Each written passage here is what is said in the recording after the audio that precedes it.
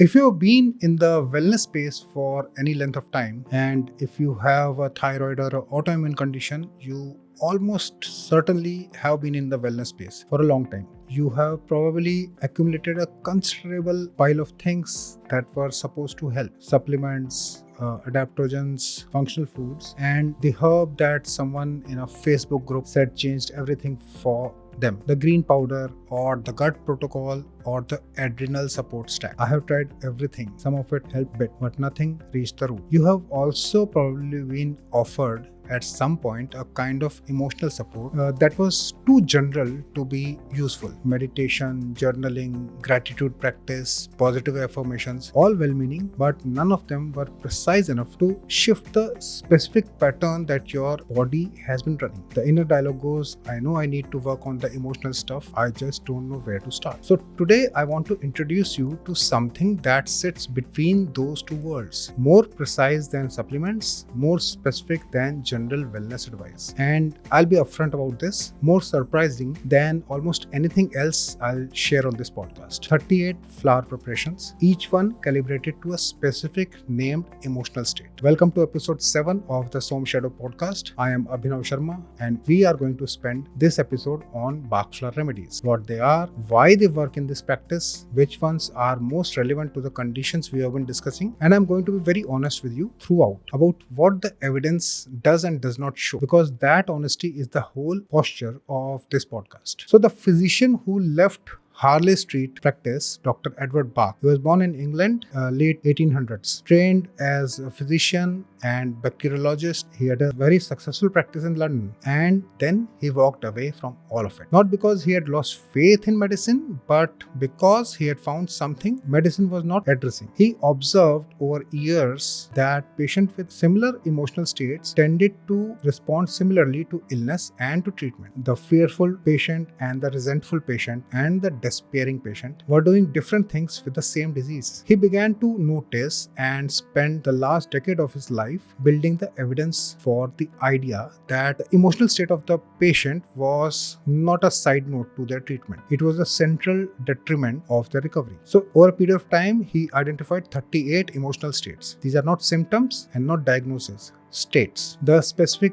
weather of the inner life, you can say. And for each one, he developed, or rather discovered, a flower-based preparation. How they produce it, that is a different thing. He died in 1930 something, at the age of 50, and the remedies were almost complete. Now they have been in continuous use since then, used by practitioners across homeopathy, naturopathy, somatic work, and psychotherapy. And in this practice, they sit at the very center of the work, because that's not as the first intervention, but as the calibration once the pattern has been identified. So what are Bach flower remedies and what they are not? Let me be direct about two things before I go any further. One, what the research shows. There are positive small-scale trials on these remedies, primarily in anxiety and attention-related domains. There are also null results. The research base is not strong by pharma standards. The proposed mechanism, that vibrational medicine, water memory, energetic imprinting, is not established science. Now, I do not use them because the mechanism is proven. I use them because in practice, they shift emotional patterns that insight and awareness alone have not shifted. That is my observation. I distinguish it from the proven mechanism. The second, what they're not. They are not homeopathy, though they are sometimes mislabeled as such. The preparation process is different, the theoretical basis is different, and they are not supplements. There is no active compound in the conventional sense. And they are not placebo only, and I do not dismiss it. What I can tell you is what I observe, which is that when the right remedy or combination of remedies is matched to the specific emotional pattern that the person is actually running, something shifts in the body. It could be in the quality of the inner life, and it happens often within days. And that specificity of matching matters. Wrong remedy for the right pattern produces almost nothing. Right remedy for the right pattern produces something that I have observed enough times over last many years to call it significant. And that is my honest account of them. You can decide what to do with it. So let's see which are most relevant to this work. We'll not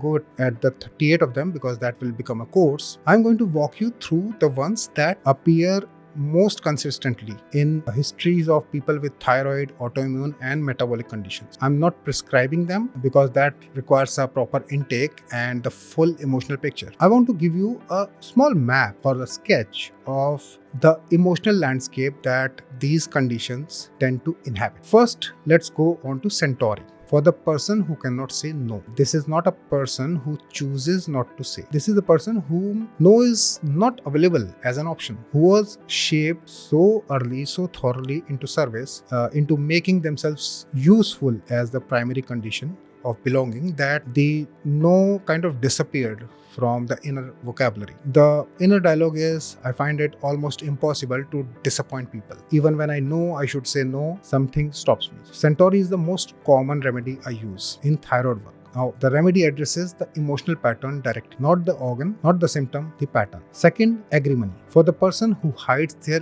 inner torment behind a cheerful face. Now, this is a high-functioning person who appears fine, who is often described as a positive person, upbeat, easy to be around, who has cultivated that thing over decades because the alternative, that is showing the inner weather, feels too exposing, too much of a burden on others, and too risky. Inner dialogue, I don't want to be a burden. I'd rather manage it myself. I'm fine. I'm always fine. The cost of this is immense. The body is running the actual feelings, anxiety, grief, frustration, while the outside, the presentation, the mask which he wears, it claims otherwise. Now, this disconnect between the inner and outer experience is itself stressor. Agrimony addresses the specific pattern of hiding behind the mask. Third, we come to Mimulus. I have already spoken about it. It's for the known specific fears that are not being named. It could be fear of confrontation or fear of someone's displeasure, maybe fear of doctor's appointment, or the result or the conversation that has been avoided for so many months. This fear has a clear object but has never been said out loud, not even to the self. I dread the appointment. I don't even want to think about what the result might show. Mimulus is the counterpart to the episode 6, which I took about anxiety with a known object, a remedy for the specific fear that needs to be named. Next comes Aspen. Now, this is about the unnamed fear, the anxiety with no object. Now, this is the background static of the inner life, the unease which you wake up in the morning with before the day has even started asking you anything. The sense that something is wrong or will be wrong that cannot be located in any specific event. It's for the nervous system whose baseline has been set too high for too long and treats the present as threatening, even when nothing in the present justifies it. Next, we come to Holi. It is for the suppressed anger that has been turned bitter. It's for the anger which has nowhere to go. It has been swallowed so many times that it has begun to curdle inside. Person who is not consciously angry, they will not even describe themselves as angry, but they carry low-grade jealousy, resentment, or suspicion. That is the residue of the anger which was not allowed to be expressed. I don't know why I react this way. I just feel irritated. Now, in autoimmune work, Holi appears frequently. The immune system that has turned against the self, internalized hostility, is often running the same Holi pattern in the emotional life. Next, we come to Willow. Now, Willow is for the resentment that has become a worldview. Now, this is different from Holi. Holi is hot, you can say, and Willow is cold. Willow is for the person who thinks that life is unfair, who has carried more than their share, given more than they received, accommodated more than they were supposed to. And they have moved from specific resentment about specific situations to a general bitterness. Why does everyone else seem to manage fine? Why is it that always I have to hold everything together? Willow appears frequently in the histories of people with chronic illness who have been strong for a very long time and have not been permitted to say that this is too much. I can't take it. Next comes Pine. Pine is for the guilt that runs as background noise. The person who apologizes for things that may not be their own fault also. They will keep saying sorry for every small thing. Who feels responsible for the emotional weather of every room they enter. And when something goes wrong, immediately and automatically they turn the blame towards themselves. I feel guilty when I rest, like I should be doing something. I don't know why I always assume it's my fault. Pine is the most common remedy in early weeks of autoimmune work. The self-betrayal, the immune system turning on yourself, it always has a fine signature. The guilt that makes self-attack feel appropriate. Next is rock water. For the person who is their own harsh taskmaster, extremely high standards for themselves, does not complain, pushes through, who regards the body's signal as inconvenience to be managed and overcome rather than to be listened to. I don't have time to be unwell. I just need to push through. Now, rock water is not made from a flower. It's made from a spring. It addresses the rigidity of self-discipline that has crossed into self-punishment, most common in high-functioning clients who have in their way paved their way to the illness. One of the most beautiful ones and one of the first that I'll give is Star of Bethlehem. Now this is for grief and shock, for a loss that was not processed. It's a remedy for that event that the body has been keeping a score of since it happened. Some event that was not processed because there was something else more urgent. You got a diagnosis and then started managing it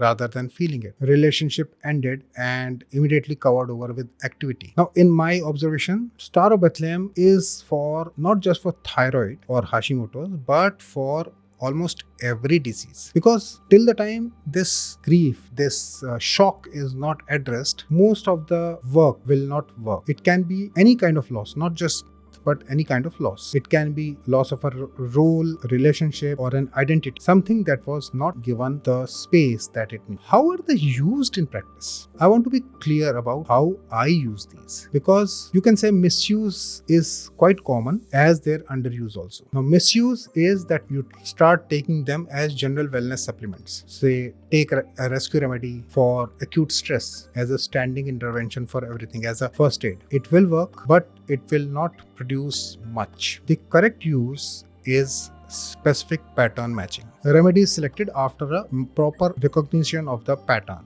after the shadow material has begun to surface, or after the specific emotional states have been named with precision. Then a combination of up to 7 remedies is given, calibrated to the person's patterns. Now the combination, how I do it is that in the first month, I'll give one remedy or one blend, and the next month I will again have to calibrate it, or let's say tweak it. Because as the pattern is shifting, the remedy will shift. Let's say somebody was suffering from unable to say no. So I gave Centauri for them, but next month they say I am able to say no. So you stop Centauri, and whichever next pattern has come up, they surface, the pattern surface. So whichever next pattern has come up, the remedy pertaining to that pattern or that emotion is given. Now, I want to say one thing here, that a lot of people have been trained in Bach flower remedies, but because you have to be able to pinpoint the emotion which is going on underneath the client,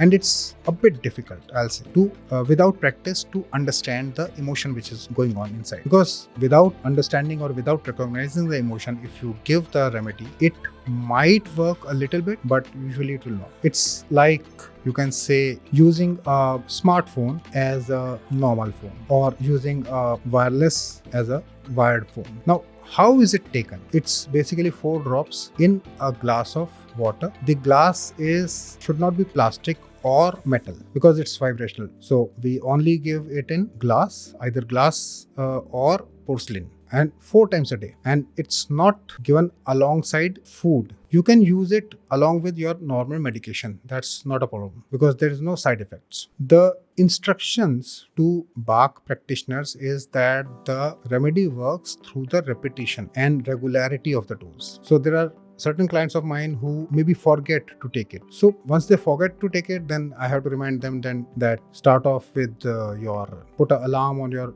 for yourself on the phone or something and start taking it. Because 4 deliberate moments in the day where the person is turning attention to the emotional state. The act of taking it itself is a form of attention to yourself. One thing I've seen that clients ask me that how will I know that it's working? I ask them that don't worry about that it's working, because you yourself are the last to notice any changes in yourself. The persons in your life are the ones who will notice it first. So coming on to this week's question, which of the states that I described today felt most familiar to you. Not which one applies to you, but which one had you say, aha, this is me. Now that recognition is the beginning of the map. Next week, we go into the emotional root of type 2 diabetes. It's one episode I have wanted to record for a long time, and it's most important for the men in this audience. So bring them along, and thank you for being here.